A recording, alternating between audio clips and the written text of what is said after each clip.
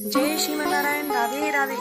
आप सभी भक्तों को गोवर्धन पूजा की हार्दिक शुभकामनाएं। गोवर्धन पूजा का हिंदू धर्म में बहुत महत्व है।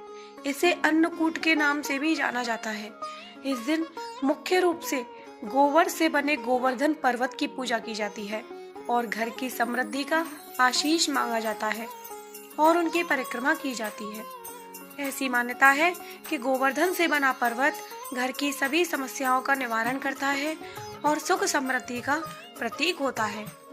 यह पर्व आमतौर पर दिवाली के अगले दिन यानी कार्तिक महीने के शुक्ल पक्ष की प्रतिपदा तिथि को मनाया जाता है। वैसे तो इस त्योहार को मनाने के पीछे कई कारण जुड़े हैं, लेकिन इसका इतिहास श्री कृष्ण की कथाओं से संबंधित है। इस दिन भगवान कृष्ण की पूजा की जाती है। पंचांग के अनुसार यह पर्व कार्तिक मास के शुक्ल पक्ष की प्रतिपदा तिथि को मनाया जाता है, जो कि इस साल 2 नवंबर 2024 को मनाया जा रहा है। 5 दिवसीय दीपोत्सव पर्व का यह चौथा दिन होता है, जिसका लोग बेसब्री से इंतजार करते हैं। इस दिन भगवान श्री कृष्ण की विधि विधान के साथ पूजा की जाती है। इस दिन पूजा के दौरान गोवर्धन कथा का पाठ करना भी बेहद जरूरी होता है। इसके बिना पूजा अधूरी मानी जाती है। आइए जानते हैं गोवर्धन कथा, जिसके पाठ से श्री कृष्ण जी की कृपा प्राप्त होती है। उससे पहले हम आपको पूजा का शुभ मुहूर्त बता दें।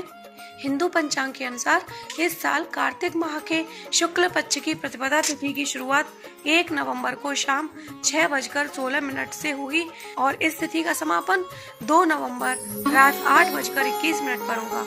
ऐसे में उदया तिथि के मुताबिक गोवर्धन पूजा का पर्व 2 नवंबर को मनाया जाएगा। गोवर्धन पूजा का शुभ मुहूर्त 2 नवंबर सुबह 6:34 से सुबह 8:46 तक है। इसके अलावा दूसरा शुभ मुहूर्त है दोपहर 3:22 से शाम 5:34 तक। तो कथा शुरू करते हैं। गोवर्धन पूजा की पौराणिक कथा के अनुसार द्वापर युग में एक बार देवराज इंद्र को अपने ऊपर अभिमान हो गया था। इंद्र का अभिमान चूर करने के लिए भगवान श्री कृष्ण ने एक अद्भुत लीला रची। श्री कृष्ण ने देखा कि एक दिन सभी ब्रजवासी उत्तम पकवान बना रहे थे और किसी पूजा की तैयारी में व्यस्त थे। इसे देखते हुए कृष्ण जी ने माता यशोदा से पूछा कि यह किस बात की तैयारी हो रही है। कृष्ण जी की बातें सुनकर यशोदा माता ने बताया कि इंद्र देव की सभी ग्रामवासी पूजा करते हैं, जिससे गांव में ठीक से वर्षा होती रहे और कभी भी फसल खराब ना हो और अन्न धन बना रहे। उस समय लोग इंद्र देव को प्रसन्न करने के लिए अन्नकूट चढ़ाते थे। यशोदा मैया ने कृष्ण जी को यह भी बताया कि इंद्र देव की कृपा से ही अन्न की पैदावार होती है और उनसे गायों को चारा मिलता है। इस बात पर श्री कृष्ण ने कहा कि फिर इंद्र देव की जगह गोवर्धन पर्वत की पूजा होनी चाहिए, क्योंकि गायों को चारा वहीं से मिलता है। इंद्र देव तो कभी प्रसन्न नहीं होते हैं और नहीं दर्शन देते हैं। इस बात पर ब्रज के लोग इंद्र देव की जगह गोवर्धन पर्वत की पूजा करने लगे। यह देखकर इंद्र देव क्रोधित हुए और उन्होंने मूसलाधार वर्षा शुरू कर दी। इंद्र देव ने इतनी वर्षा की कि उससे सभी ब्रजवासियों को फसल के साथ काफी नुकसान हो गया। ब्रजवासियों को परेशानी में देखकर श्री कृष्ण ने अपनी कनिष्ठा उंगली पर पूरा गोवर्धन पर्वत उठा लिया और सभी ब्रजवासियों को अपने गाय और बछड़े समेत पर्वत के नीचे शरण लेने के लिए कहा।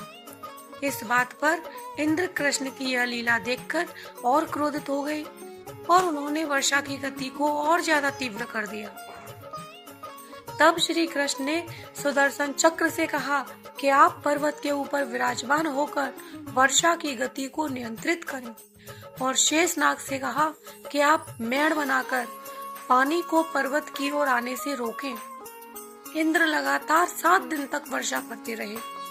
तब ब्रह्मा जी ने इंद्र से कहा कि श्री कृष्ण भगवान विष्णु के अवतार हैं और उन्हें कृष्ण जी की पूजा की सलाह दी। ब्रह्मा जी की बातें सुनकर इंद्र ने श्री कृष्ण से क्षमा मांगी और उनकी पूजा करके अन्नकूट का 56 तरह का भोग लगाया। प्रिय भक्तों, तभी से गोवर्धन पर्वत की पूजा की जाने लगी और कृष्ण को प्रसाद रूप में 56 भोग चढ़ाया जाने लगा। ये 56 भोग इसलिए चढ़ाया जाता है कि मान्यता है कि माँ यशोदा कृष्ण जी को दिन में 8 बार भोजन खिलाती थी।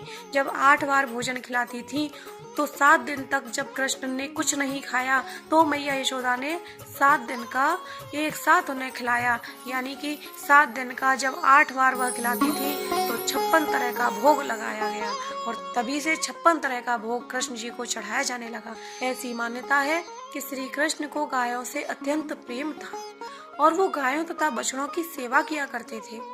यह भी माना जाता है कि गाय का गोबर अत्यंत पवित्र होता है, इसीलिए इसी से गोवर्धन पर्वत बनाना और इसका पूजन करना फलदायी माना जाता है। इस दिन गोबर से गोवर्धन पर्वत की आकृति बनाई जाती है और इसके चारों कोनों में करवा की सींगें लगाई जाती है। इसके भीतर कई अन्य आकृतियां भी बनाई जाती हैं और इसकी पूजा भी की जाती है। मान्यता है कि इस दिन जो भी गोवर्धन की इस कथा का पाठ करता है और श्रद्धा पूर्वक गाय के गोबर से बने पर्वत की पूजा करता है, उसकी सभी मनोकामनाओं की पूर्ति होती है। तो प्रिय भक्तों, अगर आपको हमारी यह कथा पसंद आई हो तो प्लीज वीडियो को लाइक कर ज्यादा से ज्यादा शेयर करना, जिससे आप भी पुण्य के भागी बन सकें। और कमेंट बॉक्स में जय श्रीमन नारायण राधे राधे अवश्य लिखें।